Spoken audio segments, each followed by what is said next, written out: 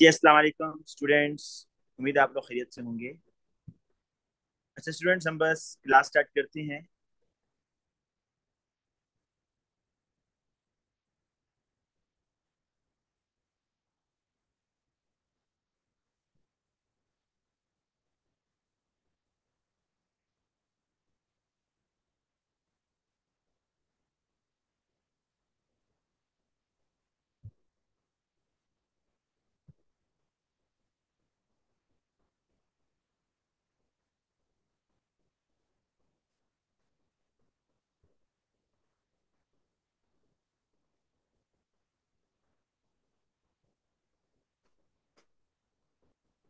अच्छा, आज की क्लास में बेटा आप लोगों को पेपर 5 जो है ना, ए टू केमिस्ट्री का पेपर 5, उसकी एक तो आपको जनरल इंस्ट्रक्शंस बतानी है।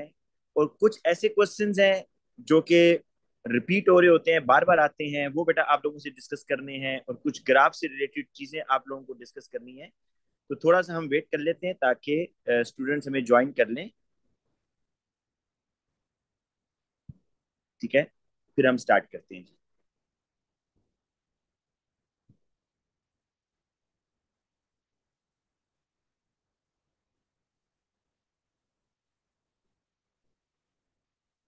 थोड़ी देर में बेटा हम स्टार्ट करने जा रहे हैं बस।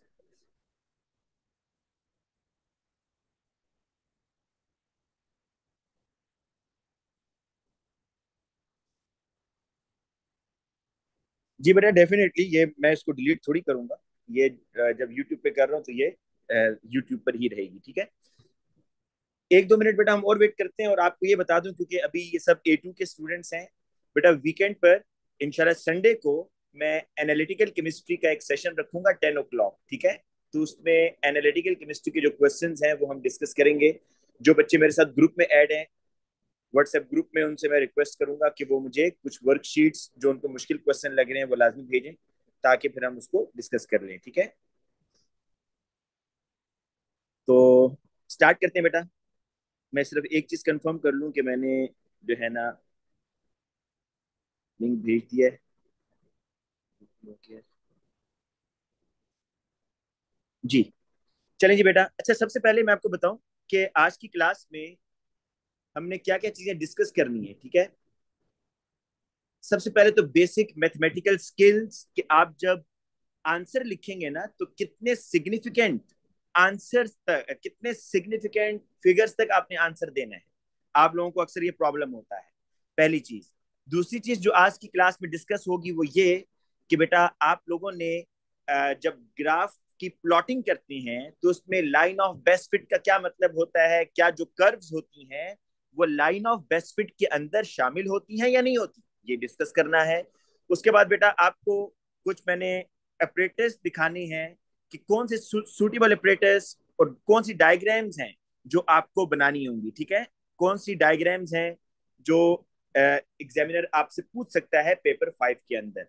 अच्छा, फिर उसके बाद बेटा एक क्वेश्चन आता है 2 नंबर का या 1 नंबर का, हैजर्ड्स के नाम से, जिसमें वो पूछता है कि इसके रिस्क इसमें ये है, इसकी क्या प्रिकॉशन है, उसका डेंजर आपको बताता है और आपसे प्रिकॉशन पूछ रहा होता है। इसमें आप लोग मार्क्स अपने लूज कर देती हैं। तो ये भी बेटा हम डिस्कस करेंगे। आपकी स्क्रीन पर नजर आ रहा होगा ये हैजर्ड्स सिंबल्स। अच्छा, उसके बाद बेटा कुछ डायग्राम्स हैं, डाटा कलेक्शन। अच्छा, टेबल कैसे फॉर्म करना है, बाज दफा अब तो टेबल वाले क्वेश्चन नहीं आते, लेकिन चलें अगर आ जाए तो आपने टेबल कैसे बनाना है ये भी देखेंगे। और आ, ये आपसे बहुत पूछता है कि आपके आपके जो रिजल्ट्स हैं ये रिलायबल हैं या नहीं है, रिजल्ट्स एक्यूरेट हैं या नहीं, इन दोनों में डिफरेंस क्या होता है, इसको बेटा हम डिस्कस करेंगे आज की क्लास में। और जो एरर की टाइप्स हैं वो। लेकिन सबसे पहले हम बेटा कुछ ऐसे क्वेश्चंस डिस्कस करेंगे जो कि बहुत ज्यादा पूछे जाते हैं। ठीक है, उसको हमने बेटा डिस्कस करना है सबसे पहले।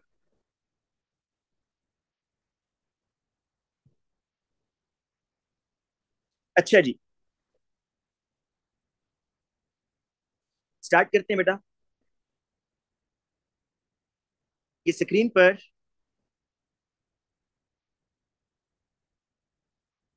इस स्क्रीन पर बेटा आपको एक क्वेश्चन नजर आ रहा है। मैंने ऊपर हेडिंग दी है इसमें, frequently asked question in paper 5।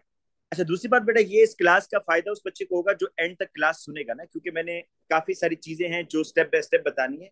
तो सबसे पहले मैंने वो क्वेश्चन निकाले हैं जो फ्रीक्वेंटली आपसे पूछे गए हैं। एक तो सोल्यूशन प्रिपरेशन से रिलेटेड, दूसरा आपको पता होगा कि ये एरर एनालिसिस बहुत ज्यादा पूछता है। एरर एनालिसिस के आपने सपोज अगर रीडिंग लिया ना ब्यूरेट से,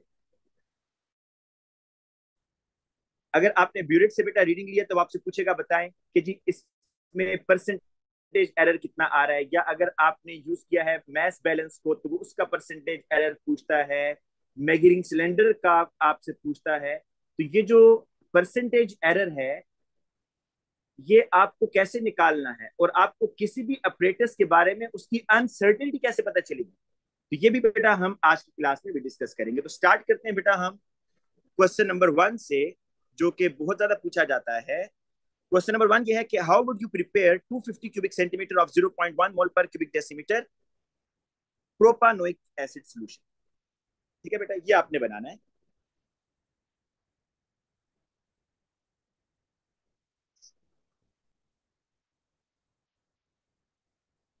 जी, अब आप इस तरह करें इस क्वेश्चन में। अच्छा, ये 3 मार्क्स का क्वेश्चन होता है, ये बात जेन में रहे, ये 3 मार्क्स का क्वेश्चन आता है। तो सबसे पहले आप ये देखेंगे कि आपने जो प्रोपानोइक एसिड है ना उसकी इतनी कंसेंट्रेशन का सॉल्यूशन बनाना है, लेकिन वॉल्यूम ये होना चाहिए। तो सबसे पहले कंसेंट्रेशन से स्टार्ट करें भाई। 0.1 मोल पर क्यूबिक डेसीमीटर। 0.1 मोल पर क्यूबिक डेसीमीटर का मतलब ये होता है कि इन 1000 क्यूबिक सेंटीमीटर देर इज 0.1 मोल। कि 1000 क्यूबिक सेंटीमीटर में ना, क्यों बेटा, ये जो क्यूबिक डेसीमीटर होता है ना इसका मतलब होता है 1000 क्यूबिक सेंटीमीटर। ठीक है ना? तो 1000 क्यूबिक सेंटीमीटर में 0.1 मोल। आपने कितना बनाना है? 250। तो 250 क्यूबिक सेंटीमीटर में कितने मोल्स आएंगे? किसके? प्रोपानोइक एसिड के एक्स मोल आएंगे। तो यहां से आप एक्स निकालोगे। X is equal to 250 times 0.1 divided by 1000। अच्छा, ये आप करेंगे बेटा। आप लोग अगर साथ साथ करेंगे तो ज्यादा फायदा होगा। आप लोग भी जरा साथ साथ इसको करें, शाबाश। तो आपके पास मोल्स आ रहे हैं 0.025 मोल्स ऑफ CH3CH2COOH। अब पता है क्या करें? इस मोल्स को मैस में लेके जाएं। तो number of moles is equal to mass over MR। तो बेटा मोल आपको पता चल गए हैं 0.025, मैस आपने निकालना है MR। MR बेटा इसका निकालने कितने कार्बन है? 1 2 3, 3 कार्बन है। तो ये 12 टाइम्स 3 हो जाएगा 36। और हाइड्रोजन कितने हैं? 3 + 2 5 और एक 6। और ऑक्सीजन बेटा कितने आ रहे हैं? 2 आ रहे हैं। तो 16 टाइम्स 2, तो ये 32 हो जाएगा। ठीक है? तो ये आपके पास बेटा एम इसका MR इसको ऐड कर दें तो MR आ जाएगा 36 + 6 + 32। 36 + 6 + 32, 74। ठीक है बेटा, ये MR आपके पास आ गया 74। तो मैस आपके पास यहां से आ जाएगा 0.025 टाइम्स 74। अब देखिए, अभी आपने आंसर नहीं निकाला। अभी आपको सिर्फ ये पता चला है कि आपने प्रोपानोइक एसिड का कितना मैस आपने मेजर करना है। 1.85 ग्राम्स आप प्रोपानोइक एसिड का मेजर करेंगे। ठीक है जी?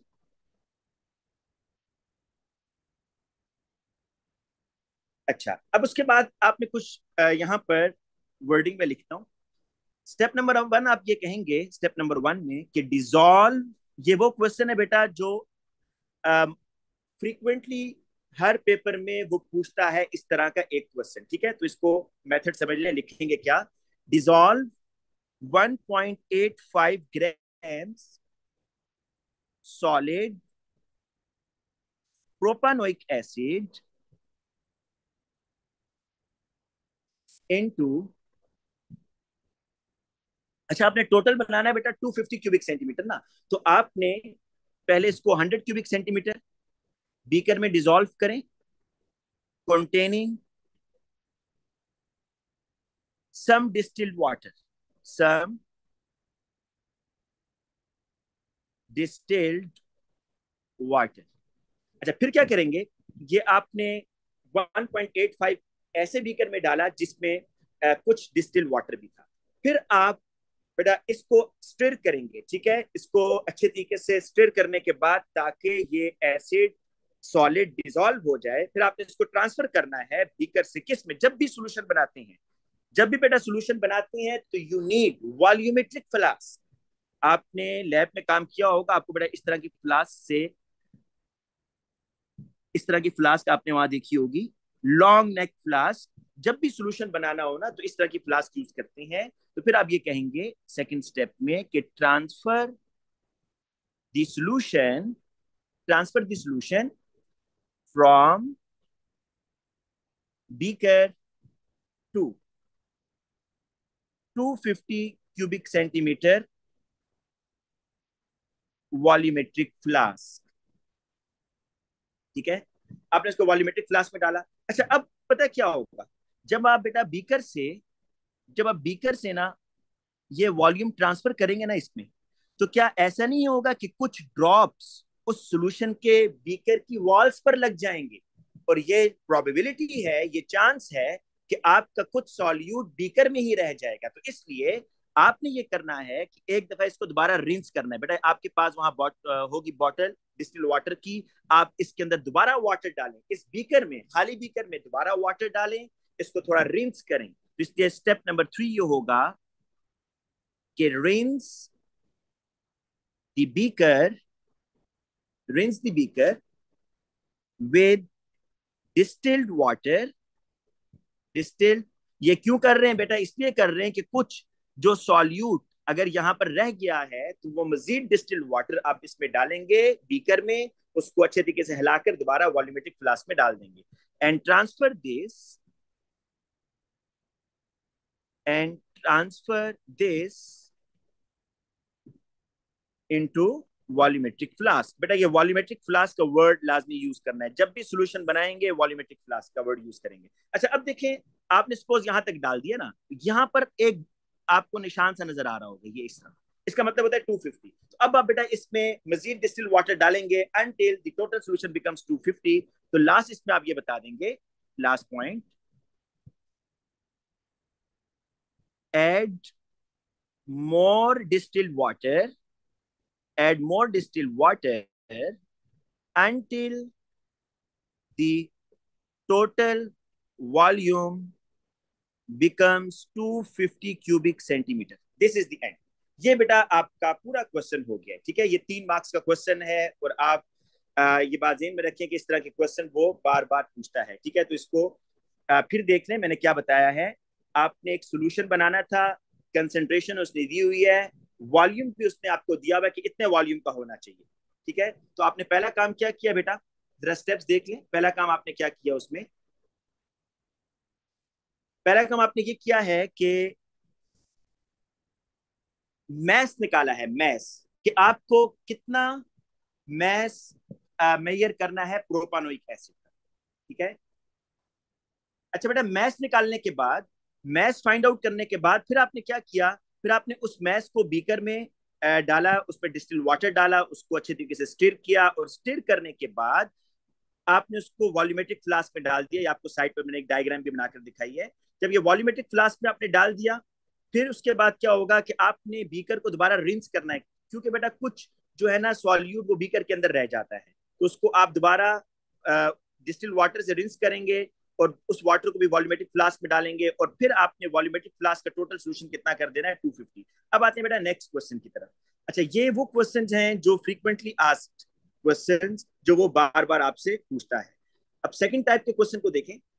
A student was given 0.5 mole per cubic decimeter KMnO4 solution. Determine the volume of the solution used to prepare 150 cubic centimeter of 0.06 mole per cubic decimeter KMnO4 solution. अच्छा, इस तरह के question तो जरा एक निशानी बताता हूँ। जो आपके पास ओरिजिनल सॉल्यूशन था, ओरिजिनल, उसकी कंसेंट्रेशन क्या थी, 0.5 मोल पर क्यूबिक डेसीमीटर, और आपसे क्या कह रहा है कि आपने इस 0.5 मोल पर क्यूबिक डेसीमीटर सॉल्यूशन को किसमें कन्वर्ट करना है, 0.06 मोल पर क्यूबिक डेसीमीटर सॉल्यूशन में। बेटा ये कंसेंट्रेशन क्या हो रही है, कम हो रही है, कंसेंट्रेशन कम हो रही है। तो जब भी कोई ऐसा क्वेश्चन आए जिसमें वो आपको एक कंसेंट्रेटेड सॉल्यूशन दे रहा हो और आपसे ये कह रहा हो कि आप इसको डाइल्यूट करें, आप इसको डाइल्यूट करें, तो उसके लिए आप एक डाइल्यूशन फॉर्मूला यूज करेंगे। वो ये है C1V1 is equal to C2V2। ये है डाइल्यूशन फॉर्मूला, डाइल्यूशन फॉर्मूला इसको बोलते हैं, ठीक है। अब इस फॉर्मूला में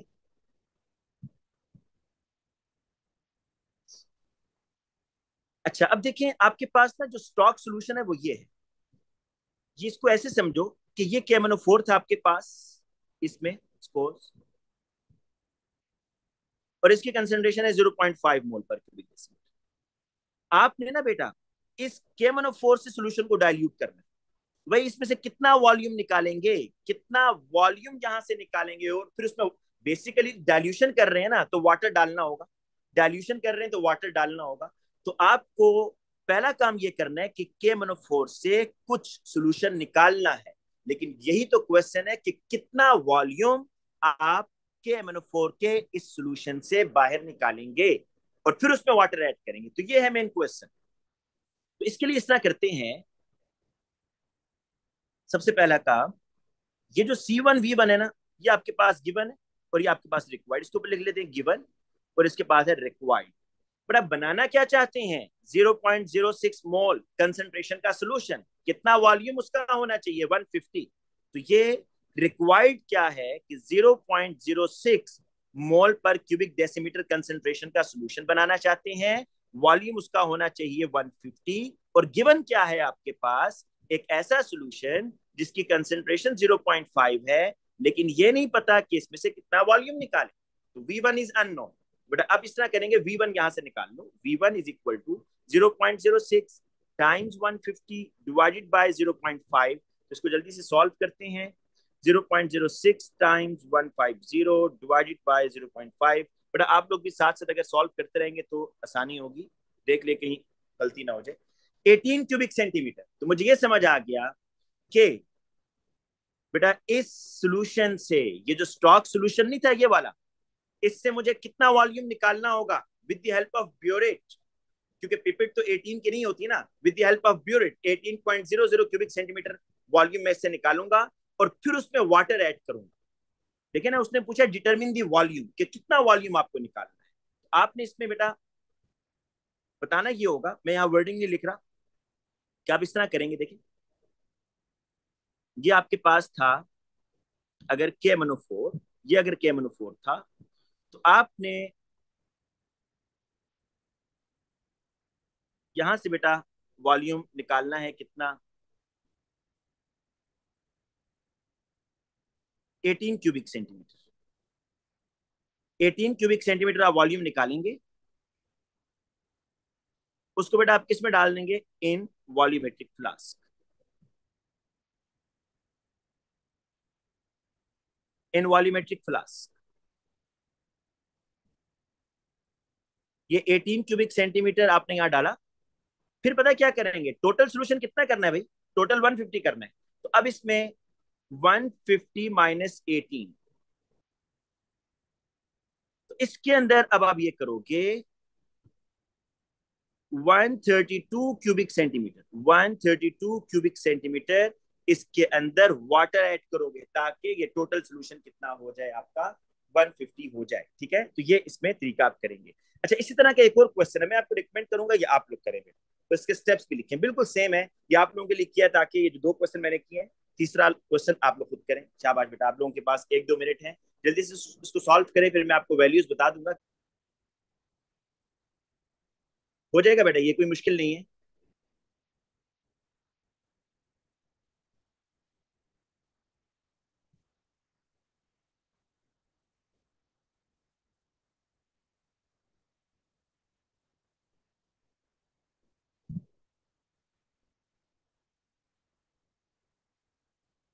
देखिए इस क्वेश्चन में ये पूछ रहा है कि how would you prepare 250 cubic centimetre of 0.5 मोल पर क्यूबिक डेसीमीटर HCl फ्रॉम 1 मोल। अब फिर आप एक चीज नोट करें, यहाँ पर जो कंसेंट्रेशन है ना HCl की, वो पहले 1 मोल है, और इस 1 मोल से बेटा आपने 0.5 मोल बनाना है। तो ये बेसिकली डाइल्यूशन फॉर्मूला होगा ना, आपने इसको डाइल्यूट करना है। तो वही फॉर्मूला आप यहाँ पर लगा देंगे, C1V1 = C2V2। ऊपर आप अगर लिख दें तो आसानी हो जाएगी, ये गिवन है, ये रिक्वायर्ड है। मतलब आप बनाना क्या चाहते हैं? आप बनाना चाहते हैं 0.5 मोल पर क्यूबिक डेसीमीटर का सॉल्यूशन। कितना वॉल्यूम उसका होना चाहिए?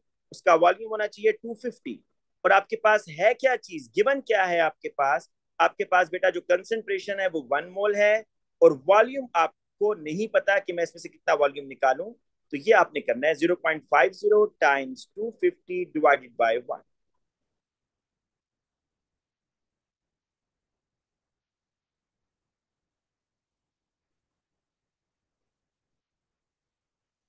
अब आप कितना निकालेंगे जी? ये तो जुबानी भी आप कर सकते हैं, 125 क्यूबिक सेंटीमीटर। ठीक है। अच्छा, ये जो क्वेश्चन है ना, ये मैंने अपने पास से बनाया हुआ है, इसलिए बड़ा अजीब सा वॉल्यूम आ रहा है 125 क्यूबिक सेंटीमीटर। वरना जनरली जो क्वेश्चन आते हैं उसमें वॉल्यूम कम होता है, 50 से कम होता है, क्योंकि आपने परफॉर्म कर, अगर आपने प्रैक्टिकल करना है ना, फिर तो आपको परफॉर्म करना होगा, तो इसलिए वो उमूमन कम वॉल्यूम आपको दे रहा होता है। लेकिन अब आप क्या करेंगे, 125 क्यूबिक सेंटीमीटर वॉल्यूम देंगे। 125 क्यूबिक सेंटीमीटर वॉल्यूम, मैं इसको लिखवा देता हूँ बेटा कि आपने करना क्या है। इसको बेस्ट ये कि आप ब्यूरेट यूज कर लें, ब्यूरेट। अच्छा, ब्यूरेट पता है कितनी दफा यूज होगी इसके लिए? 125 है तो 2 दफा फुल ब्यूरेट होगी, 50-50 वाली, और थर्ड टाइम 25, तो आपने 3 दफा ब्यूरेट को यूज करना होगा। ठीक है, 3 टाइम्स आप ब्यूरेट को यूज करेंगे। तो इसको मैं लिख देता हूं कि use burette thrice time to measure out to measure out 125 cubic centimeter of 1 mole per cubic decimeter HCl solution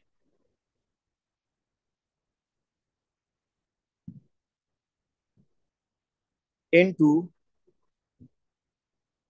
250 cubic centimetre volume. आप एक चीज नोट करें कि मैं जब यहाँ पर उसका आंसर लिख रहा हूँ ना, तो मैं साथ में कैपेसिटी भी लिख रहा हूँ भाई, कि मैंने ऐसे वॉल्यूमेट्रिक फ्लास्क में डाला जिसकी कैपेसिटी 250 थी, क्योंकि उसने क्वेश्चन में कहा होता है कि आप जो भी अपरेटस यूज करें उसकी कैपेसिटी भी लिखें। तो मैंने क्या किया जी, पहला काम कि HCl का जो स्टॉक सोल्यूशन था ना, जिसको डाइल्यूट करना था, उससे मैंने 125 क्यूबिक सेंटीमीटर निकाला और उसको 250 क्यूबिक सेंटीमीटर वॉल्यूमेट्रिक फ्लास्क में डाला। ये स्टेप नंबर 1। स्टेप नंबर 2 ये होगा कि ऐड, अब टोटल कितना बनाना है बेटा? टोटल बनाना है 250, और टू और हमने कितना ऐड कर दिया? 125।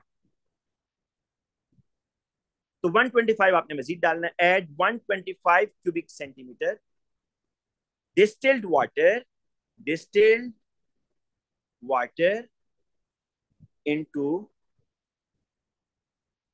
Volumetric flask. या ये भी ना लिखें, ऐड वाटर लिख दें, ऐड, बस इसको add distilled water into the volumetric flask until the total volume becomes 250 cubic centimetre. ठीक है जी। और उसको शेक करें, शेक करें ताकि वो एक होमोजेनियस सॉल्यूशन बन जाए। ठीक है, उसको शेक भी करना है बेटा। Shake the solution so that it may form homogeneous। ताकि ये होमोजेनियस का मतलब होता है कि जो सॉल्यूट है ना वो इक्वली डिस्ट्रीब्यूट हो जाए, डिसॉल्व हो जाए। अच्छा बेटा, अब आते हैं नेक्स्ट। आपने देखा होगा कि इस तरह के बहुत ज्यादा क्वेश्चन एग्जामिनर आपसे पूछता है एरर एनालिसिस के। इसमें क्या करना है जी आपने? देखें, किसी भी अपरेटस के बारे में आपको पता होना चाहिए कि इसका लीस्ट काउंट कितना है, कि ये अपरेटस कितना मिनिमम वॉल्यूम मेजर कर सकता है। याद कर लें, वैसे तो आसान है, इतना मुश्किल नहीं है, क्योंकि अब उस टाइम पेपर 5 करते वक्त आपके सामने नहीं होगा अपरेटस। तो सबसे पहले ब्यूरेट को बेटा देखते हैं, ब्यूरेट कि इसका परसेंटेज एरर कैसे निकालें। देखो बेटा, ब्यूरेट आप जब भी यूज करते हो ना, पहले तो आपको याद रखना कि जो ब्यूरेट है ना, इसमें मैक्सिमम कितना वॉल्यूम आ सकता है? 50 क्यूबिक सेंटीमीटर। ब्यूरेट के अंदर जो मैक्सिमम वॉल्यूम आता है वो 50 क्यूबिक सेंटीमीटर आता है। इसको लिखते हैं ऐसे, 50.00 क्यूबिक सेंटीमीटर। 2 डेसिमल प्लेसेस तक आपने लिखना है। अच्छा, जो मिनिमम वॉल्यूम हम इसमें मेजर कर सकते हैं, minimum volume which we can measure from burette is equal to 0.1 cubic centimetre. इतना इतना है, ये इसका लीस्ट काउंट है। और याद रखिएगा, जो अनसर्टेनिटी होती है ना, जो एरर होता है रीडिंग में, एरर इन ब्यूरेट रीडिंग, वो कैसे निकालेंगे? पर जो भी किसी ऑपरेटर्स का लीस्ट काउंट होगा ना, उसको आप डिवाइडेड बाय 2 कर दो, तो आपके पास अनसर्टेनिटी मतलब एरर आ जाता है। मैं यहां लिखता हूं, अनसर्टेनिटी जो है, अनसर्टेनिटी इन ब्यूरेट लीस्ट काउंट, जो ऊपर मैंने बताया 0.1 ब्यूरेट से आप मिनिमम इतना वॉल्यूम मेजर कर सकते हैं, 0.1। क्योंकि देखें, जो इसमें ये होगा ना आपके पास, सपोज ये 50 है ना, अगर तो ये बेटा 49 अगर है, तो ये 49 और 50 के दरमियान कितनी लाइंस होंगी? 10। 49.1, 49.2, 49.3, 49.4, 49.5। तो इसलिए इसमें 10 लाइंस होंगी। तो इसलिए जो मिनिमम, जो इसमें स्मॉलेस्ट ग्रेडिंग है वो 0.1 की है।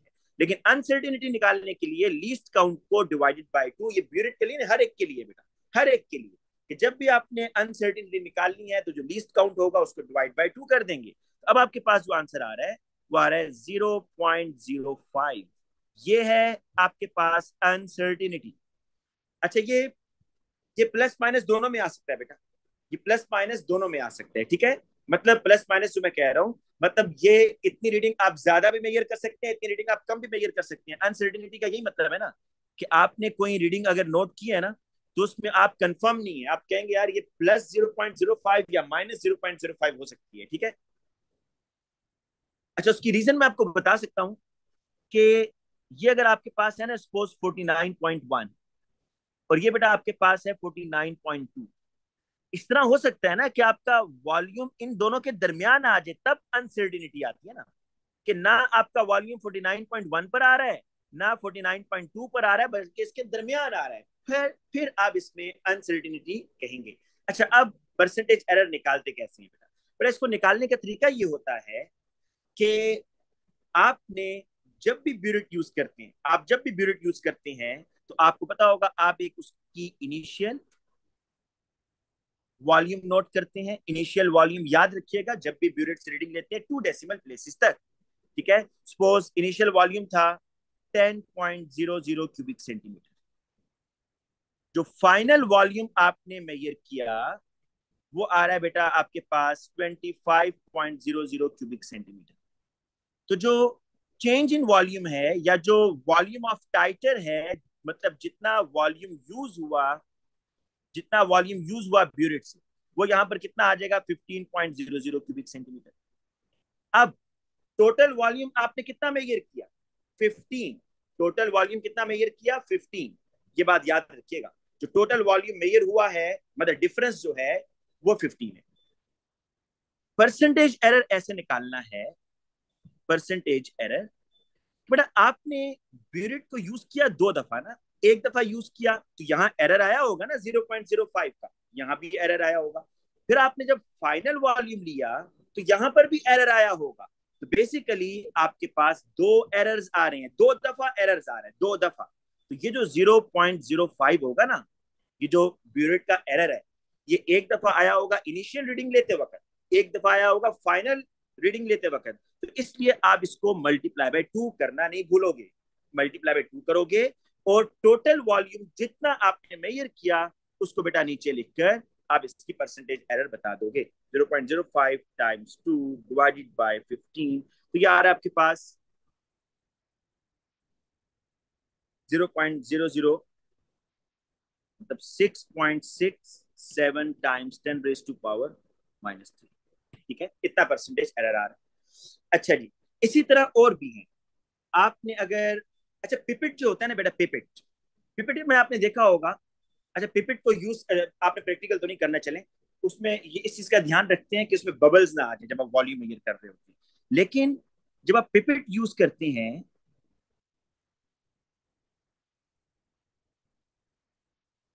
ये इस तरह है ना पिपिट आपके पास, ये पिपिट है। सॉरी, मैंने स्टॉपर ऐसे लगा दिया। ये पिपिट है जी आपके पास, ठीक है। अब देखें, पिपिट के अंदर आप याद रखें कि आप सिंगल रीडिंग लेते हैं, सिंगल रीडिंग। वैसे जनरली जो हम पिपिट स्कूल में यूज करते हैं उसका वो कितना वॉल्यूम मेजर करता है, 25 क्यूबिक सेंटीमीटर। ठीक है, ये हाईली एक्यूरेट वॉल्यूम मेजर करना हो ना तो आप पिपेट लेते हैं। बट इसमें एक ही रीडिंग होती है ना, बस यहाँ तक। देखिए यहाँ पर एक निशान लगा होता है, बस अब यहाँ तक फिल करते हैं, एक ही रीडिंग आप लेते हैं, दो दफा नहीं इसको लेते।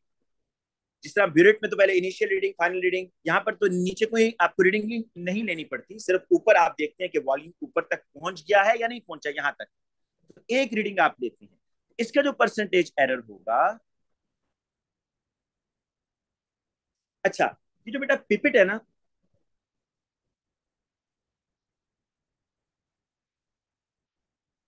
एक मिनट बेटा, ये मैं एक बच्चे को जरा इसमें, बेटा मैंने किसी बच्चे को जूम पे लिंक सेंड नहीं किया, बाद बच्चे जूम का लिंक मांग रहे हैं।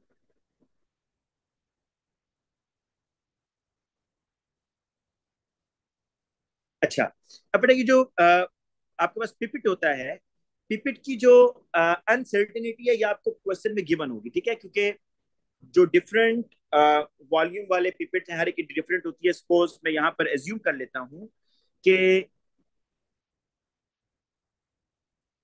ये जो 25 ml वाला है ना, ये उसने बताया होगा, इसमें आपको परेशानी की बात नहीं है। जो 25 ml या क्यूबिक सेंटीमीटर वाला होता है ना, इसमें अनसर्टिनिटी उसने बताई होगी,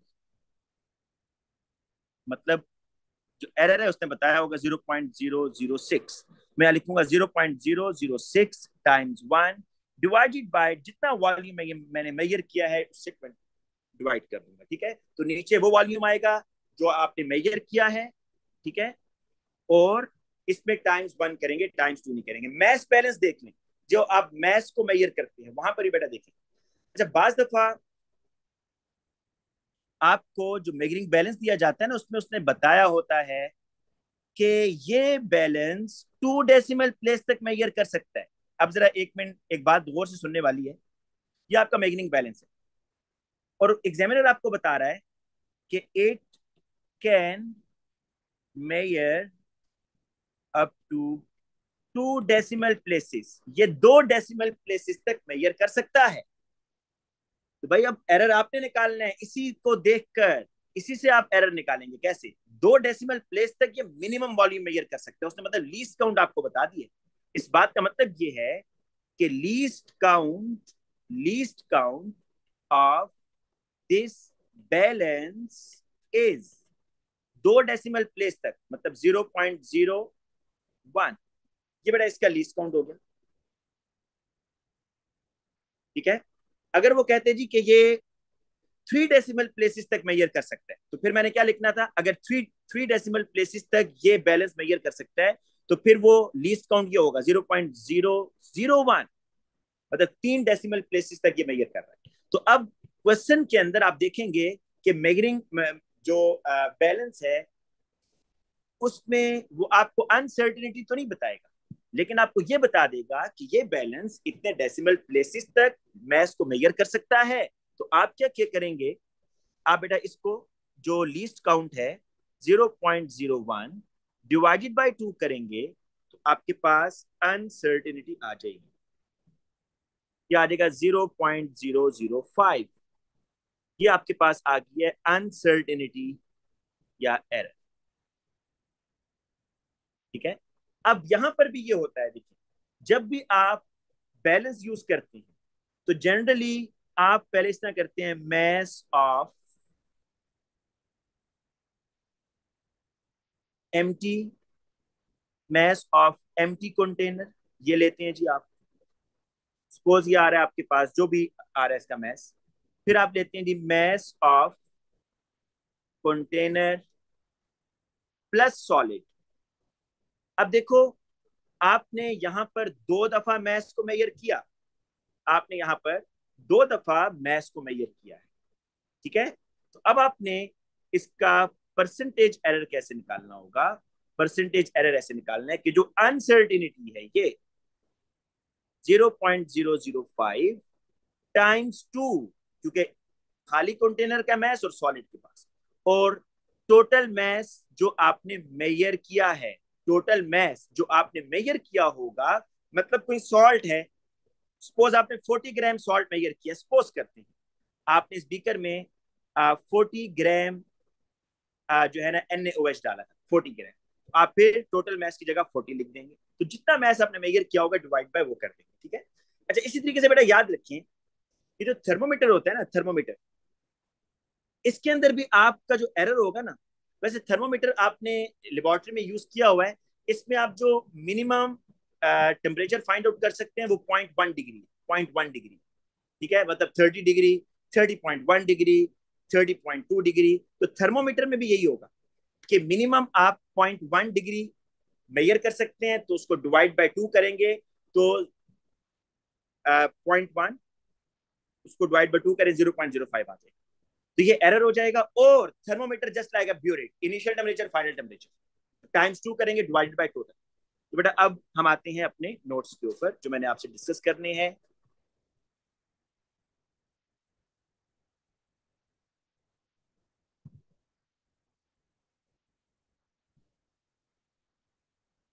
थोड़ा सा बेटा मुझे 1-2 मिनट दे, मैं थोड़ा रिलैक्स कर लूँ, उसके बाद हम स्टार्ट करते हैं। ये बेटा मैथमेटिकल स्किल्स, इसमें बड़ी इंपॉर्टेंट चीजें भी हमने डिस्कस करनी है, ठीक है।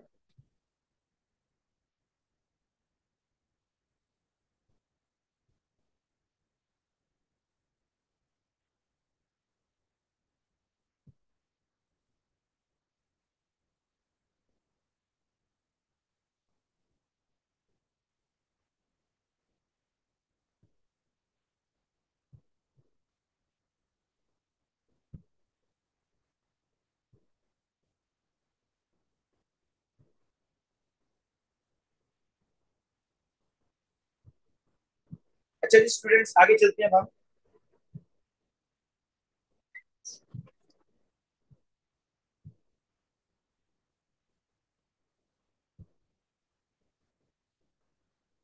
अच्छा बेटा, इस स्किल के इसके अंदर द इसेंशियल मैथमेटिकल स्किल्स, तो बेसिक चीजें तो मैं स्किप कर दूंगा, जिस तरह से राइटिंग नंबर, ये आपसे मैं शेयर भी कर दूंगा, ठीक है। राइटिंग नंबर ये तो आप लोगों को पता होगा, इसमें कोई मसला नहीं है। हाँ, जो एग्जामिनर आप लोगों से शिकायत कर रहा है वो ये है बेटा, ये है एग्जामिनर की शिकायत जो मैं भी आपको दिखाने लगा हूँ। स्टॉप वॉच का बेटा, स्टॉप वॉच का 1 टाइम रीडिंग होती है बस। ये देखें जी, ये जरा आप लोग पढ़े ना पहले इसको, फिर हम आगे बात करेंगे। कह रहे हैं कि significant figure and decimal places, almost every examiner's report criticize the students for wasting marks because they don't understand how to convert the numbers from calculator into say 3 significant figures or 2 decimal places। आपको ये समझ नहीं आती कि जिस तरह ये बेटा एक बच्चे का आंसर आया, अब एग्जामिनर कह रहे हैं इसको 3 सिग्निफिकेंट फिगर तक सपोज लेके जाए, तो आप लोग नहीं करते, गलत लिख कर आते। पहली बात, सिग्निफिकेंट फिगर्स क्या होती है? देखें, मैंने एक वैल्यू लिखी है ना, ये 0.0004, इसमें जो ये लीडिंग जीरोस होते हैं, लीडिंग जीरो किसी भी डिजिट से पहले जो जीरोस आ रहे होते हैं, लीडिंग जीरोस मैं लिख देता हूं, leading zeros are always non significant. ये बेटा सिग्निफिकेंट नहीं होंगे, लीडिंग जीरो सिग्निफिकेंट नहीं होते, यहां पर सिर्फ एक सिग्निफिकेंट नंबर है, ठीक है, सिर्फ 4, एक है यहाँ। अगर इस तरह होगा ना, मतलब ट्रैप जीरो, ट्रैप मतलब 2001, तो यहां पर आपके 4 सिग्निफिकेंट फिगर्स हैं, क्योंकि जो ट्रैप जीरो होते हैं, जो दरमियान में जीरोस आ रहे होते हैं, वो सिग्निफिकेंट नंबर्स होते हैं। और जो ट्रेलिंग जीरोस होते हैं, मतलब 20.0, अब यहाँ पर 3 सिग्निफिकेंट फिगर है। इसमें आप लोग मुझसे डिसएग्री करेंगे, क्योंकि फिजिक्स में मुझे पता है कुछ बच्चे कहेंगे फिजिक्स में ऐसे नहीं होता, लेकिन केमिस्ट्री में बेटा आपने ये रूल रखना है कि जो ट्रेलिंग जीरोस होती हैं 20.000 अगर मैं करूंगा तो वो 5 हो जाएंगे। ठीक है, अगर मैं इस तरह लिखता हूँ 50.00, तो ये आपके पास 4 सिग्निफिकेंट फिगर्स हैं। और राउंड करना तो आपको आता होगा। अब देखिए वो यहाँ पर कह रहा है कि suppose your calculator comes up with the number of 31.364178, और आपने इसको 3 सिग्निफिकेंट फिगर तक लेके जाना है। बड़े 3 सिग्निफिकेंट फिगर तो ये 31.3, लेकिन आप देखिए कि जो अगला नंबर है वो 6 है, वो 5 या 5 से अगर बिगर नंबर होगा तो फिर आप बेटा इसको 3 को क्या कर देंगे, राउंड करके 4 करेंगे। इसको आप लिखेंगे ऐसे 31.4। ठीक है, if the fourth figure is 5 और greater than you round third figure up and remove all the figure after it. अच्छा, इसी तरीके से एक और देखें, ये भी वो आपसे शिकायत कर रहा है कि एग्जामिनर रिपोर्ट्स कॉन्स्टेंटली मोन about students rounding number of at every stage during a multiple step calculation. बेटा ये बहुत बड़ी गलती है जो आप लोग करते हैं। सुने, आप लोग एक कैलकुलेशन कर रहे हैं ना, सपोज आपकी कैलकुलेशन का आंसर आएगा जाकर कोई फिफ्थ या सिक्स स्टेप के अंदर। ठीक है, पांचवें या छठे स्टेप में जाकर आपका आंसर आएगा जो वो आपसे मांग रहे हैं। तो आप लोग क्या गलती करते हैं, आप लोग पहले स्टेप से ही राउंड करना शुरू कर देते हैं। तो वो कह रहा है कि ये काम करेंगे तो आपको जो आखिरी आंसर आएगा वो बिल्कुल चेंज हो जाएगा। तो ये देखें, students rounding number off at every stage during a multiple step calculation and then taking the rounded number into next step.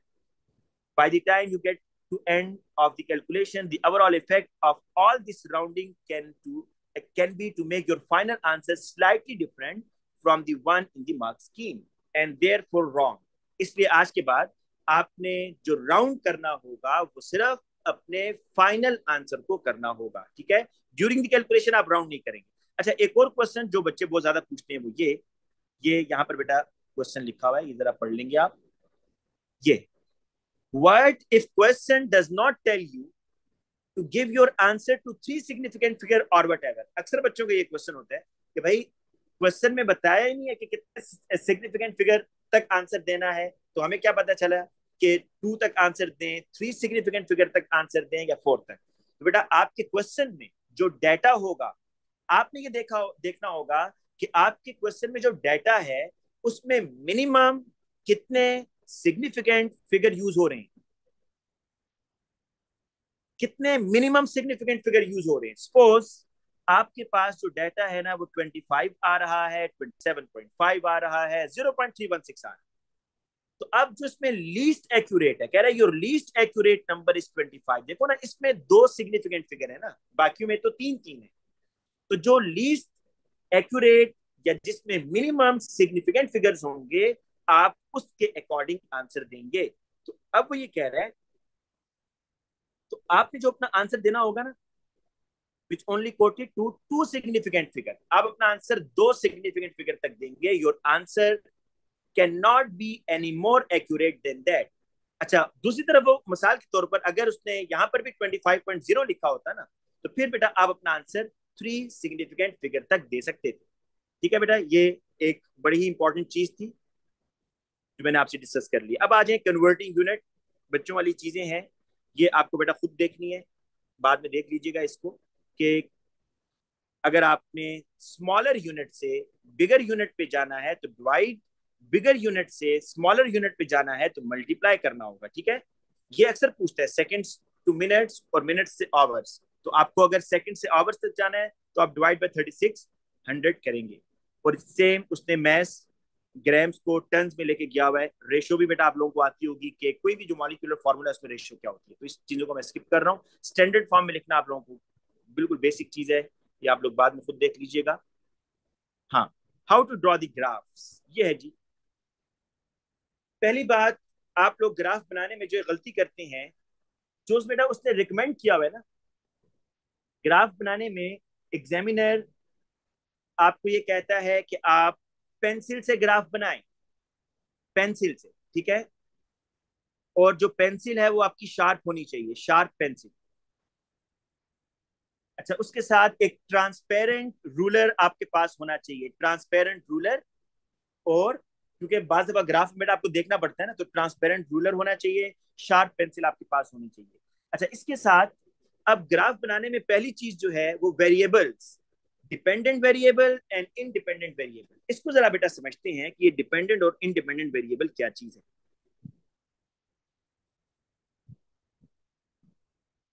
देखो बेटा, जो इंडिपेंडेंट वेरिएबल होता है ना, मैं यहाँ लिख देता हूँ,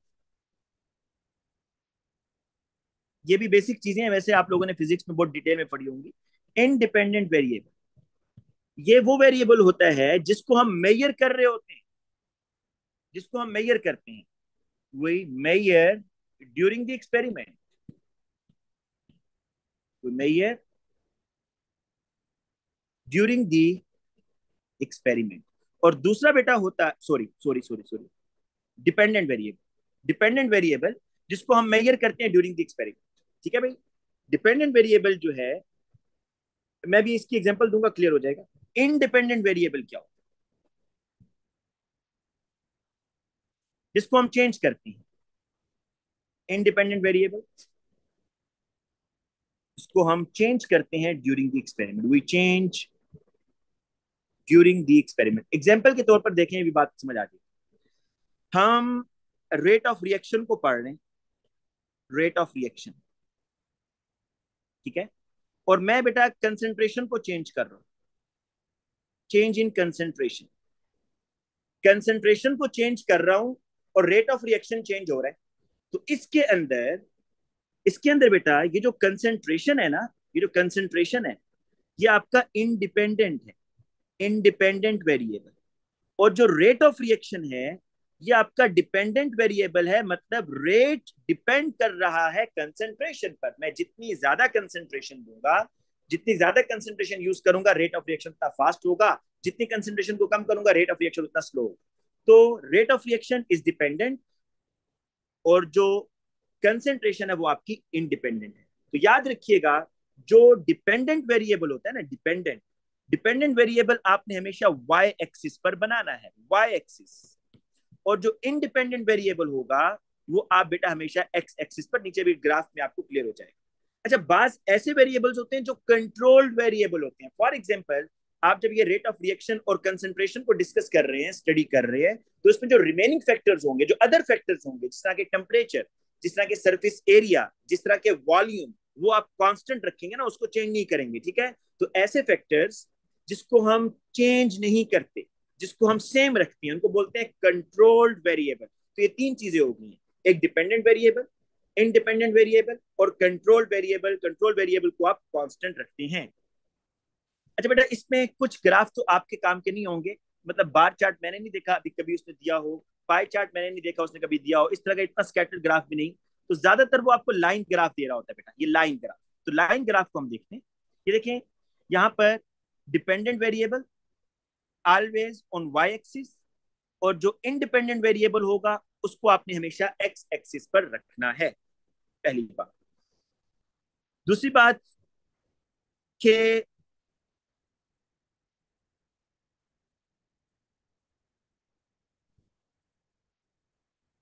ये है बेटा, ये जरा देखें, प्लॉटिंग करते वक्त एक और गलती जो वो आपको यहाँ पर बता रहा है कि बाज बच्चे जब ग्राफ प्लॉट करते हैं ना, अगर आप फिजिक्स में ऐसे करते होंगे तो गलत करते होंगे बेटा।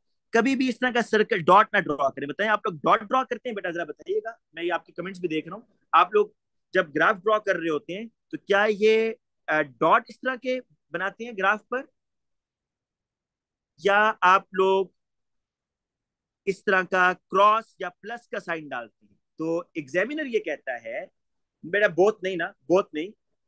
बट अभी हम नमाज की ब्रेक भी कर लेते हैं, बिल्कुल, बस सिर्फ 1 मिनट दे, फिर नमाज की ब्रेक के बाद हम दोबारा स्टार्ट करते हैं। अच्छा, इसमें बेटा याद रखें, आप लोगों ने क्या करना है कि कभी भी डॉट नहीं डालना। आप लोगों ने इसमें ये जो क्रॉस है या इसको आप प्लस का साइन कह रहे हैं, ये यूज करेंगे, डॉट यूज नहीं करेंगे। ठीक है जी। अच्छा, आगे चलते हैं। लाइन ऑफ बेस्ट फिट, अक्सर बच्चे लाइन ऑफ बेस्ट फिट को ये समझते हैं कि तमाम पॉइंट्स जोड़ दें, ये गलत है भाई, this is not line of best fit. Line of best fit का मतलब है कि आपने जनरल ट्रेंड को देखिए, इसने लिखा हुआ है a line of best fit should never join directly from point two point. ये नहीं आप पॉइंट टू पॉइंट जोड़ दें, this is not line of best fit. Line of best fit basically equal scattering होगी, जो आपकी लाइन होगी ना जो आप ड्रॉ करेंगे, कुछ पॉइंट्स उसके ऊपर होने चाहिए, कुछ उसके नीचे होने चाहिए, तो इक्वल स्कैटरिंग, ठीक है, ये होती है लाइन ऑफ बेस्ट फिट।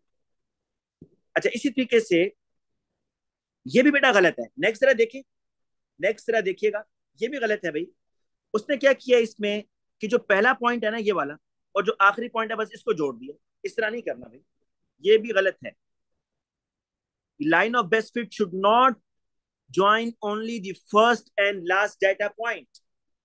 ये ऐसा नहीं होगा कि आप जो स्टार्टिंग है और जो एंड है बस उस पॉइंट को जोड़ दें, दरमियान वाले को देखे ही ना। This is not line of best fit. Line of best fit equal scattering होगी, इक्वल स्कैटरिंग, मतलब इस लाइन से ऊपर और नीचे तकरीबन पॉइंट्स एक जितने होने चाहिए। अब जरा देखिए जी लाइन ऑफ बेस्ट फिट वो किस तरह ड्रॉ कर रहा है। नेक्स्ट, नेक्स्ट स्लाइड में, this is the line of best fit.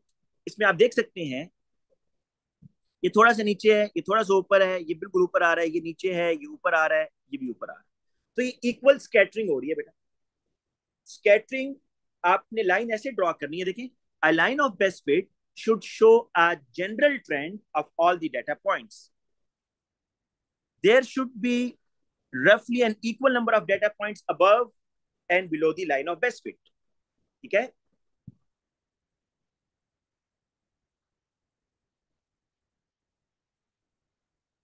अच्छा जी, आगे देखें।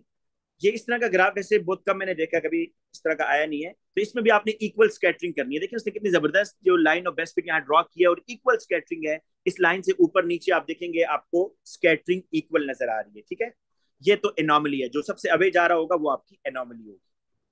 अच्छा, अब आ जाते हैं इस क्वेश्चन पर। ये भी बड़ा इंपॉर्टेंट है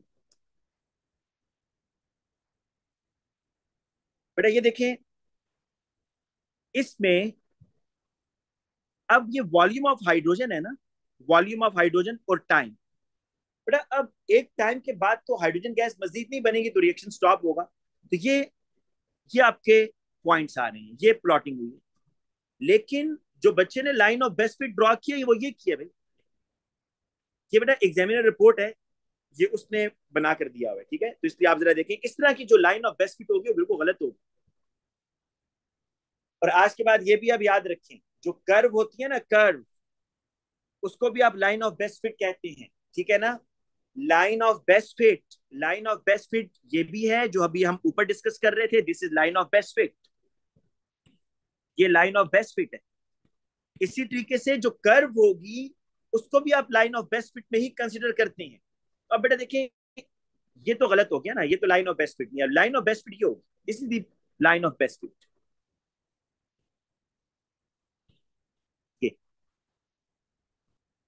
और यहां आकर रिएक्शन आपका स्टॉप हो गया बेटा। इसको प्लेटू वैसे बोलते हैं, लेकिन हमारे सिलेबस में कभी यूज नहीं हुआ इस तरह का वर्ड। तो आपने लाइन ऑफ बेस्ट फिट में कर्व को भी शामिल करना है, इसलिए आज के बाद ये जो है ना कंफ्यूजन खत्म कर दें कि कर्व क्या लाइन ऑफ बेस्ट फिट में आता है या नहीं आता, आता है। अच्छा, रेंज बार करने की जरूरत नहीं है बेटा, क्योंकि हमने कभी रेंज बार अपने पेपर 5 में यूज नहीं किया, ठीक है। तो रेंज बार को हमें करने की जरूरत नहीं है, रेंज बार आप छोड़ते जाएंगे। हाँ, ये बड़ी इंपॉर्टेंट चीज है बेटा। बेटा हम, मैं ख्याल है नमाज की ब्रेक कर ले थोड़ी सी, फिर उसके बाद थोड़ी सी क्लास रहेगी है, नमाज की ब्रेक कर लेते हैं, ठीक है। तो मैं इसको ऐसे ही छोड़ के चला जाता हूँ अभी। आप लोग बेशक इसको ऐसे ही छोड़ दें, इसको बंद ना कीजिएगा। तो मैं आपको टाइम बता देता हूँ, अभी 6:53 हो रहे हैं बेटा। तो हम इंशाल्लाह स्टार्ट करेंगे 7:10 पर, राइट। 7:10 पर मैं यहाँ लिख देता हूँ नमाज ब्रेक। 7:10 पर हम बेटा स्टार्ट करेंगे। अभी कुछ चीजें रहती है ना, y is equal to mx+c वाली इक्वेशन रहती है, तो भी हम नमाज ब्रेक ले रहे हैं, ठीक है बेटा। 7:10 पर इंशाल्लाह हम दोबारा क्लास स्टार्ट करेंगे।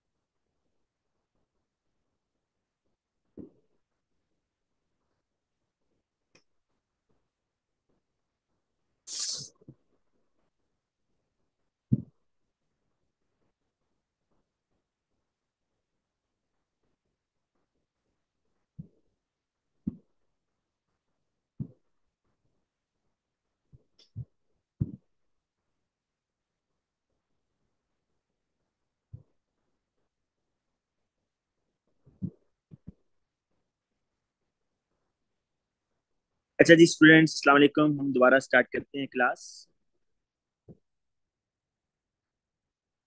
हम बेटा यहाँ तक पहुंच गए थे, यहाँ स्केलिंग द एक्सिस से हमने करना है। ये हमने डिसाइड कर लिया है। दो चीजें हमने डिसाइड कर ली है। एक ये कि जो लाइन ऑफ बेस्ट फिट है, एक तो उसका ये हरगिज मतलब नहीं है कि आप तमाम पॉइंट्स उसके अंदर लेकर आए। लाइन ऑफ बेस्ट फिट कहते हैं कि आपने इक्वल स्कैटरिंग करनी है पॉइंट्स की और जनरल ट्रेंड को बताना है। दूसरा जो हमने अभी ये बात सीखी कि जो कर्व होती है वो भी लाइन ऑफ बेस्ट फिट के अंदर आती है, ठीक है। अब बाज बच्चे जब प्लॉटिंग करते हैं, अच्छा अब तो ऐसे नहीं होता, लेकिन आप अगर पुराने पेपर्स देखें तो उसमें बेटा ये स्केलिंग आपको करनी होती थी। स्केलिंग नहीं होती थी, ये आप करते थे। अब वैसे जनरली उसने स्केलिंग की होती है, लेकिन अगर ना की हो और आपसे कहा हो कि आप ही स्केलिंग करें, तो इसमें एक चीज का ख्याल करें कि आपने जो ग्राफ होता है उसका 75% जो हिस्सा है वो यूज करना होता है ग्राफ पेपर का। अब देखिए, ये जो स्केलिंग की है ना, इसने इसके मार्क्स नहीं मिलेंगे, क्योंकि इसने 50% भी यूज नहीं किया, बहुत कम यूज किया।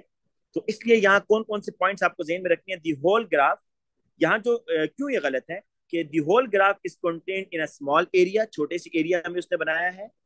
जो अच्छा ग्राफ होता है वो मेजॉरिटी ऑफ ग्राफ पेपर का मतलब है 75% ग्राफ पेपर यूज होना चाहिए, ठीक है। अब इसी को देखें, इसी का सही वर्जन क्या होगा। यही जो उसने स्केलिंग की है ना यहाँ, तो उसने सही नहीं की क्योंकि 70% से कम यूज हो रहा है। तो ये अगर आप स्केलिंग करेंगे इस तरह की, तो ये अब आपका बेटा सही है, क्योंकि इसके अंदर आपने जो है ना मैक्सिमम पोर्शन ग्राफ का यूज किया हुआ है। तो एक तो ये बात ध्यान में रखनी है। हाँ, अब कुछ ऐसे ग्राफ्स हैं जो आपने A2 में पढ़े हैं, और एग्जामिनर ये एक्सपेक्ट करता है कि आप पेपर 5 में जब जाएंगे तो उन ग्राफ्स को याद किया होगा आपने, वो आपको आने चाहिए। लेकिन जो सबसे इंपॉर्टेंट ग्राफ है ना उसमें, वो बेटा ये है, जो कि कंसंट्रेशन टाइम ग्राफ। मैं इसको थोड़ा बड़ा करता हूँ, ये देखिए, कंसंट्रेशन टाइम ग्राफ। आप सबको ये बात पता होगी कि फर्स्ट ऑर्डर रिएक्शंस जो होते हैं, और ये बेटा बहुत ज्यादा क्वेश्चन देता है। फर्स्ट ऑर्डर रिएक्शन का जो ग्राफ है ना, ये अक्सर दिया होता है उसमें। तो फर्स्ट ऑर्डर रिएक्शन के लिए जो हाफ लाइफ है वो कांस्टेंट होती है। देखें, इनिशियल कंसंट्रेशन 1, तो 0.5 तक आने में इतना टाइम लग रहा है। 0.5 से 0.25 तक आने में भी उतना ही टाइम लग रहा है, ठीक है। तो अगर कंसंट्रेशन को हाफ होने में सेम टाइम लग रहा हो, तो आप ऐसे कर्व को कहते हैं कि ये जो कर्व है ये फर्स्ट ऑर्डर रिएक्शन के लिए है। लेकिन मैं आपको बेटा रिकमेंड करूंगा कि आप 6 ग्राफ्स हैं जो आपने याद करने हैं। 3 ग्राफ है कंसंट्रेशन टाइम ग्राफ के, कंसंट्रेशन टाइम ग्राफ के 3 ग्राफ है। मैं आपको तीनों चलें ड्रॉ कर देता हूं जल्दी से। टाइम, और यहां पर है कंसंट्रेशन। पर इस तरह का एक ग्राफ आप ड्रॉ करते हैं, ये पता है किसके लिए होता है? For zero order. ये जीरो ऑर्डर के लिए होता है, जब जिसमें जो रिएक्टेंट की कंसंट्रेशन है, जो रेट ऑफ रिएक्शन है, वो रिएक्टेंट की कंसंट्रेशन पर डिपेंड ही नहीं कर रहा होता है, ठीक है। अच्छा, फिर एक और जो ग्राफ आपको आना चाहिए, इस तरह का एक ग्राफ आपको, वो ये है फर्स्ट ऑर्डर के लिए।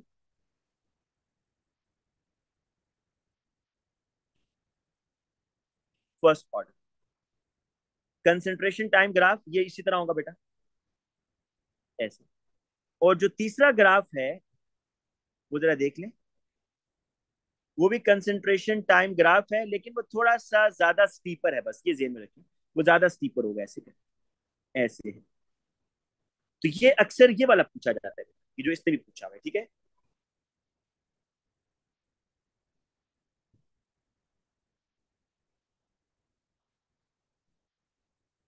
अब आते हैं नेक्स्ट बेटा।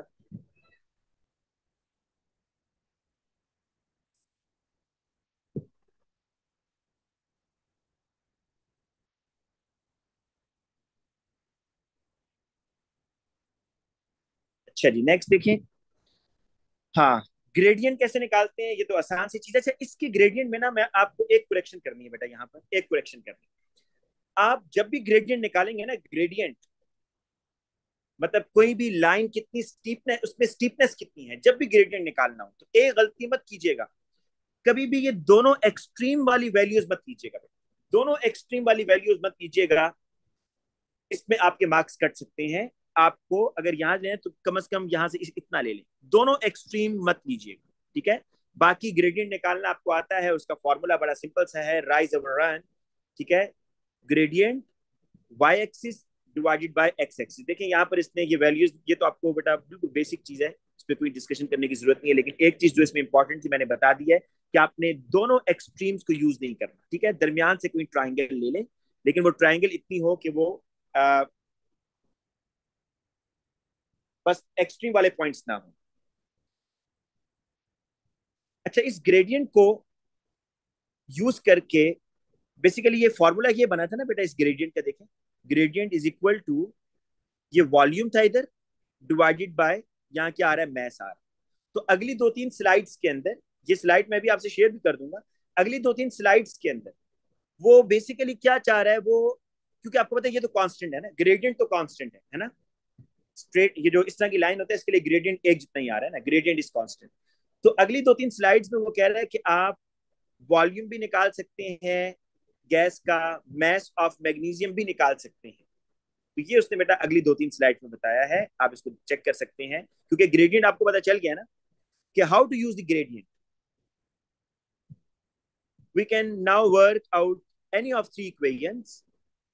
मेन इक्वेशन ये थी बेटा, gradient is equal to volume divided by mass, और इसी को उसने अरेंज करके दो इक्वेशंस और बना रही हैं, इससे आप वॉल्यूम भी निकाल सकते हैं और इससे आप मैस ऑफ मैग्नीशियम भी निकाल सकते हैं। हाँ ये बेटा देखिएगा ये पॉइंट, अक्सर बच्चों को टेंजेंट ड्रॉ करना नहीं आता, क्या गलत ड्रॉ करते हैं। अच्छा, टेंजेंट की एक निश्चित, देखें ये जो इस तरह की कर्व्स होती है ना, कर्व्स, कर्व्स में ग्रेडियंट हर पॉइंट पर डिफरेंट होता है, ये बात पता है ना सबको।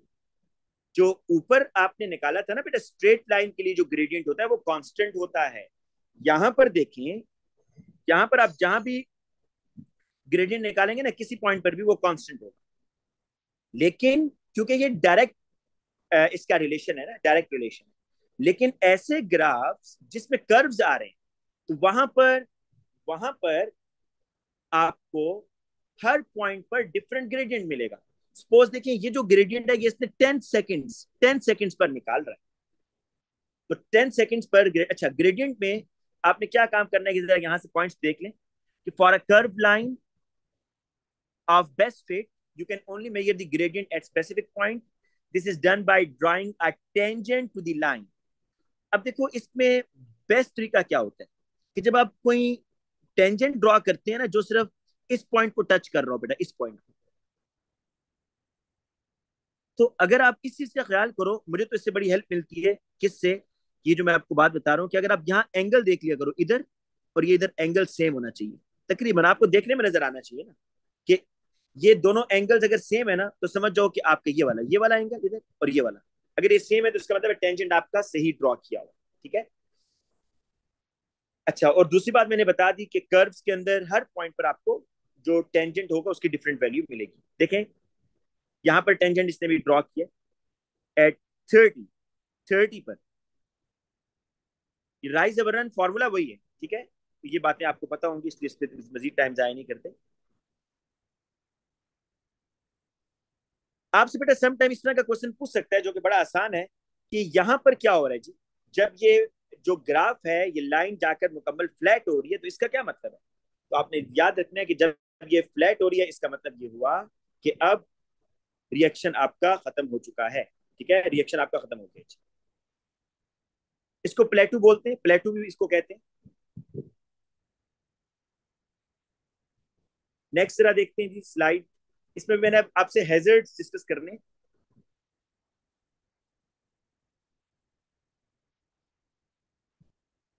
रिस्क असेसमेंट और हाँ वेरिएबल्स बेटा मैंने आपको बता दिए, एक तो दोबारा देख लें। Dependent variables which you are measuring, independent variables जिसको आप चेंज कर रहे हो, और कंट्रोल वेरिएबल्स जो कांस्टेंट होंगे, ठीक है ना। मैंने आपको एग्जांपल भी दी कि आप एक रेट ऑफ रिएक्शन कर रहे हैं अगर, तो और देखना चाह रहे हैं कि रिएक्शन कितना तेज हो रहा है और कंसंट्रेशन को वहां पर आप चेंज कर रहे हैं, तो जो कंसंट्रेशन है that is independent variable, rate of reaction को आप स्टडी कर रहे हैं, रेट ऑफ रिएक्शन को, तो ये डिपेंडेंट वेरिएबल होगा, ठीक है। और बाकी जो फैक्टर्स होंगे टेम्परेचर वगैरह उसको आपने कांस्टेंट रखा होगा, तो वो कंट्रोल वेरिएबल्स होंगे। अभी बेटा दो चीजें रहती हैं, एक तो डायग्राम ड्रॉ करना, ड्राइंग अ डायग्राम, कि आपने डायग्राम कैसे ड्रॉ करनी है, डिफरेंट डायग्राम्स आपको पूछी जाएंगी। और दूसरे जो आपको मैंने चीज बतानी है हैजर्ड्स, जिसमें आपके मार्क्स कटते हैं, ठीक है। ये तो आप सबको पता होगा कि जो पिपेट है, जब मोर एक्यूरेट वॉल्यूम मेजर करना होगा तो पिपेट या ब्यूरेट, और जब आपने इतनी ज्यादा एक्यूरेसी नहीं चाहिए होगी तो आप फिर आप मेजरिंग सिलेंडर यूज करेंगे। लेकिन पिपेट और ब्यूरेट में कैसे डिफ्रेंशिएट करेंगे, तो सुने बेटा, पिपेट आप उस वक्त यूज करते हैं जब आपको 25 क्यूबिक सेंटीमीटर वॉल्यूम चाहिए एक्यूरेट, लेकिन ब्यूरेट उस वक्त यूज होगा जब आप कहेंगे भाई 15.5 क्यूबिक सेंटीमीटर, 15.50। तो जब ये डेसिमल प्लेसेस आ जाएंगे ना, तो उसमें फिर आपको ब्यूरेट यूज करना पड़ता है, क्योंकि पिपेट के अंदर तो ग्रेडिंग नहीं होती, ठीक है। जो आप स्कूल में पिपेट यूज करते हैं उसमें ग्रेडिंग तो नहीं होती ना, वो सिर्फ या 15 क्यूबिक सेंटीमीटर मेजर कर सकते हैं, या 20 या 10 या 25, इसके दरमियान में पॉइंट्स में वो मेजर नहीं कर सकता पिपेट। तो अगर आपने कोई वॉल्यूम पॉइंट्स में मेजर करना है तो आप क्या यूज करेंगे, ब्यूरेट यूज करेंगे, ठीक है। इसी तरीके से अब आप देख लें कि गैसेस का वॉल्यूम मेजर करने के लिए आप कौन सा अपरेटस यूज करेंगे। देखो, एक तो है गैस सिरिंज, बहुत ही कॉमन है, आप गैस सिरिंज यूज करते हैं। लेकिन बाज दफा वो आपको ये भी कह सकता है कि आप गैस सिरिंज के अलावा बताएं, इसने एक दो क्वेश्चन में कहा हुआ है कि आपने गैस का वॉल्यूम मेजर करना है, गैस का वॉल्यूम, लेकिन आप सिरिंज के अलावा बताएं कि कौन सा मेथड यूज करेंगे गैस का वॉल्यूम मेजर करने के लिए। तो उसके लिए बेटा देखें, अगर आपकी गैस वाटर सॉल्युबल नहीं है ना, तो फिर आपने ये मेथड यूज करना है कि जो सेकंड डायग्राम आपको दिख रही है, यहाँ पे अगर आप सपोज हीट कर रहे हैं या खुद ही रिएक्शन हो रहा है, तो बेटा यहाँ से गैस आएगी, देखो ये।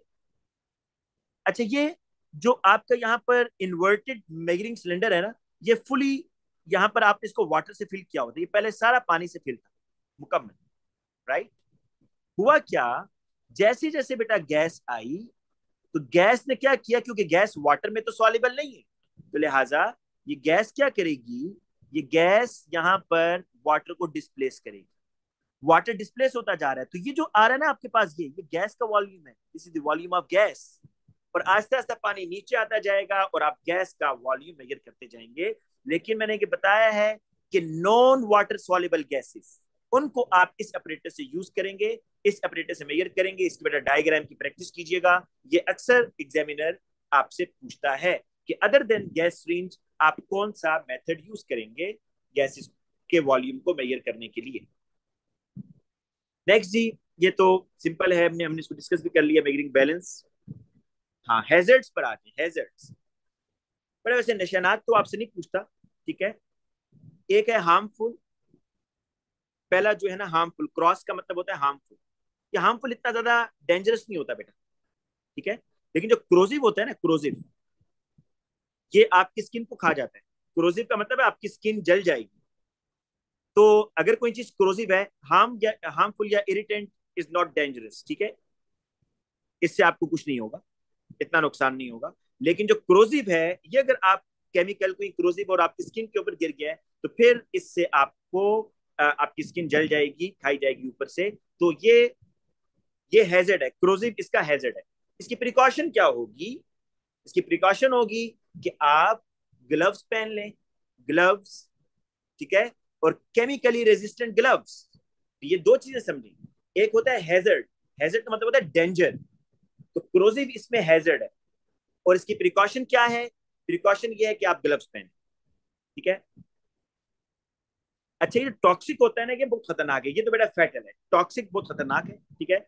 इस तरह जो फ्लेमेबल होता है, इसको आपने क्या करना होता है, फ्लेमेबल को आपने मतलब आग के पास नहीं लेकर आना, जो आपका बंसन बर्नर होगा उससे अवे रखेंगे, ठीक है। और टॉक्सिक जो केमिकल्स होते हैं ना, टॉक्सिक, अगर उसके फ्यूम्स आपको खतरा है कि आप इनहेल कर सकते हैं, तो बेटा आपको एक तो उसमें मास्क मास्क पहनना होगा। एक ये वाला मास्क नहीं जो बेटा आप कोविड में पहनते हैं, जो लेबोरेटरी में मास्क होता है, वो आप मास्क पहनेंगे, या एक हेलमेट टाइप होता है वो, अच्छा, ऑक्सीडाइजिंग और जो फ्लेमेबल है ना, इन दोनों का सेम आपने याद रखना है कि इनको आपने keep away from the naked flame. जो भी चीज ऑक्सीडाइजिंग एबिलिटी है या फ्लेमेबल है, उसको आपने नेकेड फ्लेम से दूर रखना है, ठीक है। बाकी आयोनाइजिंग जो रेडिएशन है, ये तो कैंसर कॉजिंग होता है, ये नहीं पूछता बेटा। बायोहैजर्ड्स, ये भी, ये वैसे होते हैं माइक्रोब्स के लिए। अब जरा हम देख लेते हैं इसकी डिटेल। ये देखें जी, एग्जामिनर क्या शिकायत कर रहा है, जरा देख लें। एग्जामिनर ये कह रहा है कि most papers will have a question worth probably only a single mark asking you to suggest necessary safety precaution during an experiment. All the information needed is given to you, and it would be silly to waste this mark. In each case, you will normally be given a list of hazards relating to substance in an experiment. Corrosive or irritant. Corrosive is more dangerous than irritant. मैंने जिस तरह ऊपर बताया ना कि corrosive ज्यादा dangerous होता है irritant के मुकाबले में. But in each case, you need to avoid skin contact. तो अगर कोई चीज क्रोजिव है या इरिटेंट है, तो उसकी प्रिकॉशन क्या है, ये लिखिए भाई। Wearing gloves is precaution, wearing gloves is precaution, and this is hazard. Flammable, अगर कोई चीज फ्लेमेबल है मतलब इट विल कैच फायर, तो if expose to naked flame, तो इसके लिए बेटा आपने क्या करना है, you have to keep the substance away from the naked flame. ये प्रिकॉशन होगी इसकी, ये इसकी प्रिकॉशन है। और फ्लेमेबल आपका हैजर्ड है, ठीक है। इसी तरह टॉक्सिक और harmful. Toxic mean the substance is poisonous, harmful is less poisonous. लेकिन बेटा वो अगर वोलाटाइल है, तो आपको क्या करना है, ऐसे अगर वो वोलाटाइल है ना टॉक्सिक, तो आपको वो एक्सपेरिमेंट फ्यूम कप बोर्ड में करना है। फ्यूम कप बोर्ड, मास्क के बजाय, जो मैं मास्क बता रहा था उसके बजाय फ्यूम कप बोर्ड में, ठीक है। आपने ये एक्सपेरिमेंट ऐसे जगह पर करना है जहां पे वो गैसेस लैब में आई ना, बल्कि फ्यूम कप बोर्ड से बाहर चले जाएं इनटू एटमॉस्फेयर।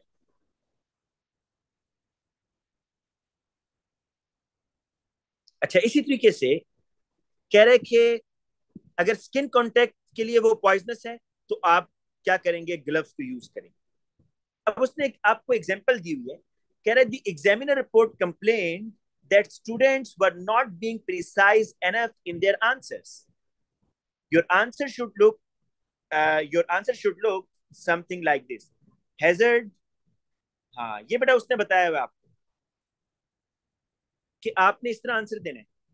हैजर्ड है potassium chromate causes skin irritation, और प्रिकॉशन उसने लिखा है यूजेस ग्लव। कह रहा है you can not use the fact that it cause eye irritation because the question says other than eye protection.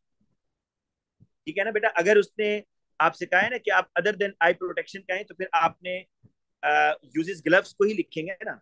तो वो कह रहा है बाज बच्चे ये करते हैं कि ऊपर उसने क्वेश्चन में लिखा भी होता है कि इससे आई की प्रोटेक्शन के अलावा, मतलब गोगल्स के अलावा, मतलब एक केमिकल है जो आपकी आंखों के लिए भी खतरनाक है, और उसने बता दिया आपको कि ये आंखों के लिए खतरनाक है, ठीक है, और स्किन इरिटेशन भी कर रहा है।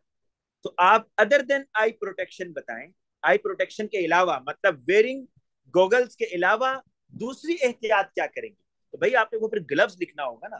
तो बाज बच्चे वहां पर फिर जो है ना गोगल्स लिख कर आ जाते हैं। तो वो कह रहा है ये काम नहीं करना, क्योंकि उसने ऊपर आपको बता दिया question says other than eye protection, ठीक है। अब बेटा कुछ डायग्राम्स देख लें। डायग्राम्स देखिए, ये जो डायग्राम है ना, ये डायग्राम बेसिकली किसके लिए है, अगर आपके पास दो गैसेस है, टू गैसेस, एक गैस सॉल्युबल है वाटर में और एक गैस इनसॉल्युबल है, फिर आप ये अपरेटस यूज करेंगे। भला कैसे, ये देखो, जो बेटा सॉल्युबल गैस है ना, ये ब्लू वाली सपोज ये आएगी ऐसे, ये वाटर के अंदर चलेगी, डिजोल्व होगी। जो बेटा गैस इनसॉल्युबल है ना, जो इनसॉल्युबल है, ये रेड कलर वाली, ये वाटर के अंदर जाएगी लेकिन निकल के फिर इधर गैस रिंग में आ जाएगी, है ना। तो इसलिए याद रखो कि जब भी, अच्छा इसमें एक चीज ये देखें, ये जो डिलीवरी ट्यूब उसने बनाई है ना, ये वाली, ये वाटर के अंदर डिप किया है उसने जाकर। अभी मैं आपको बताऊंगा इसका रॉन्ग वर्जन क्या है, वो भी आपको बताता हूँ कि रॉन्ग वर्जन क्या होगा। वो आपने नहीं बनाना बेटा, रॉन्ग वर्जन। अच्छा, इसी तरीके से इस तरीके से भी कलेक्ट कर सकते हैं, दोनों ठीक है। अगर वाटर के ऊपर कलेक्ट करनी है तो उस तरीके से कलेक्ट कर सकते हैं। लेकिन इसमें गलती ये नहीं करनी बेटा, कह रहा है अगर ये गलती करेंगे ना फिर मार्क्स नहीं मिलेंगे। कि आपने यहां से गैसेज आई, भाई ये तो दोनों गैसेज यहाँ आ जाएंगी। मतलब इस डिलीवरी ट्यूब को आप अंदर डिप करेंगे ना, अंदर डिप करेंगे, ठीक है, अंदर डिप करेंगे तो फिर ठीक होगा। अगर आपने डिप ना किया तो आपको इसके मार्क्स नहीं मिलेंगे। इसी तरह यहाँ पर भी देखिए यही काम किया उसने।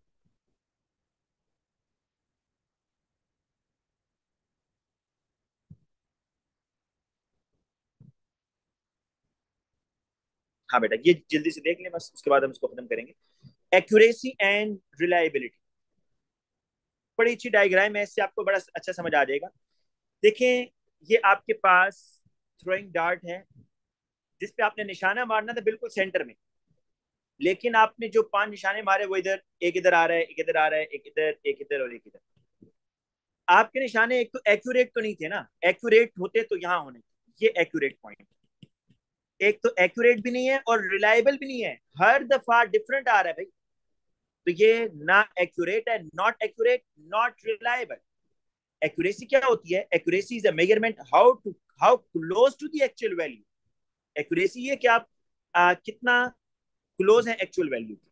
और और अगर आपके रिजल्ट्स रिलायबल हैं तो रिलायबल का मतलब ये होता है कि आपके जो रिपीटिंग रिजल्ट्स हैं क्या वो सेम है या डिफरेंट आ रहे हैं। अगर आपके रिपीटिंग रिजल्ट डिफरेंट आ रहे हैं तो इसका मतलब है आपके रिजल्ट्स रिलायबल नहीं है। तो यहां पर देखिए आप इस डायग्राम में ना एक्यूरेसी है और ना ये रिलायबल है। यहां देखिए, यहां पर एक्यूरेसी तो नहीं है, क्योंकि एक्यूरेसी तो होनी थी यहां पर। अगर यहां पर लगता ना, अगर यहां लगता तो ये एक्यूरेसी होनी थी ना, ये ब्लू वाला यहां पर। लेकिन रिजल्ट्स आर रिलायबल, रिजल्ट्स यहाँ पर रिलायबल हैं क्योंकि आपके पास सारे पॉइंट्स एक ही जगह पर आ रहे हैं, बार बार सेम रिजल्ट आ रहे हैं। तो results are reliable but not accurate. ये जरा देखें कि यहाँ पर आपके रिजल्ट्स रिलायबल भी हैं, रिलायबल का मतलब है कि बार बार सेम जगह पर ये सेम वैल्यू आपकी आ रही है, और एक्यूरेट भी है, सेम जगह पर आप वो कर रहे हैं। तो अगर ये दो डिफरेंट चीजें हैं, एक्यूरेट आप कितना एक्चुअल वैल्यू के क्लोज हैं, जितना क्लोज होंगे उतना एक्यूरेट होगा। और रिलायबल मीन जो आप रिपीट करते हैं एक्सपेरिमेंट को, तो जो आपके रिपीटिंग में रिजल्ट होते हैं वो कितने क्लोज हैं। अगर वो क्लोज हैं तो आपके रिजल्ट फिर रिलायबल होंगे। अच्छा बेटा इसमें देखें, जब भी ये वैसे मतलब प्रैक्टिकल से रिलेटेड है, जो बच्चे P3 कर रहे हैं उनके लिए, कि आपने जब भी वॉल्यूम मेजर करना है तो लोअर मेनिस्कस को देखना है, ठीक है ना। तो इसलिए ये आपका इसमें इतना वो नहीं है।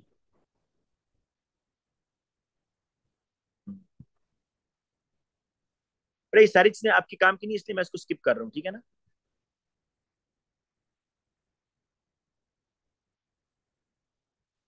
जी बेटा, मैंने देखे जो चीजें आपसे डिस्कस की है ना, बस यही आपके पेपर 5 के लिए हैं। तो इनशाला हम अब संडे को दोबारा क्लास रखेंगे। उसमें मैंने आप लोगों को बताया हुआ है कि हम उसमें एनालिटिकल केमिस्ट्री के